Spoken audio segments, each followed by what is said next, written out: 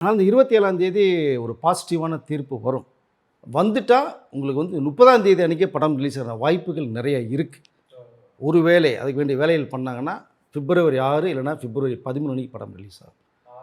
இதற்கு மீறியும் sensor certificate நீங்கள் தீர்ப்பு கொடுத்தா நாங்கள் உச்சநீதிமன்றத்துக்கு போகிறோன்னு ஒரு வேளை போயிட்டாங்கன்னா கண்டிப்பாக எலெக்ஷன் வரைக்கும் படம் வராது. எலெக்ஷனுக்கு அப்புறமா தான் படம். எலெக்ஷனுக்கு பிறகு தான் படம் வரும். அது வரைக்கும் மிகப்பெரிய ஒரு சிக்கல் ஒன்று இருக்குது. ஆனால் அவர் உச்சநீதிமன்றத்திற்கு தணிக்கைக்குழு அதிகாரிகள் போக மாட்டார்கள்னு நமக்கு மிகப்பெரிய நம்பிக்கை இருக்குது. ஆனால் சொல்ல முடியாது. அந்த ஒரு வார்த்தைக்காக வெயிட்டிங். இவர் கம்மின்னு சொல்லிட்டார்ல ஜனநாயகம்ல, இப்போ எல்லா பேரும் வெயிட் பண்ணுறாங்க ஒரு வார்த்தைக்காக. அந்த ஒரு வார்த்தை விஜய் சொல்கிறது மாதிரி இல்லை. அவர் ரொம்ப விடாப்புடையாக இருக்குது. எஸ், விடாப்பிடின்னு சொல்ல முடியாது. அது எப்படி விடாப்பிடின்னு சொல்ல முடியும்? அவருடைய இலக்கு வேறு மாதிரி இருக்குது. அதனால் தனியாக ஓடுவோம், ஓடி பார்ப்போங்கிற அந்த ஒரு நோக்கம் தான். ஏதோ தமிழ்நாட்டுக்கு தமிழ் மக்களுக்கு செய்யணும்னு ஆசைப்படுறார். ஒரு மனிதன் ஆசைப்படுறத தவிர இப்போ இருக்கிறவங்க வந்து செய்யணுன்ற எண்ணமே யாருக்குமே இல்லை. அப்போ இவர் செய்யணும்னு நினைக்கிறார். அதற்கு வந்து இந்த வழி கிடைக்கல. நிறைய அங்கங்கே பள்ளம் தோண்டி குழி தோண்டி முள்ளெல்லாம் போட்டு விட்டு கண்ணாடி தூக்கல் போட்டு விட்டு தாண்டி போய்கிட்டுருக்கார்.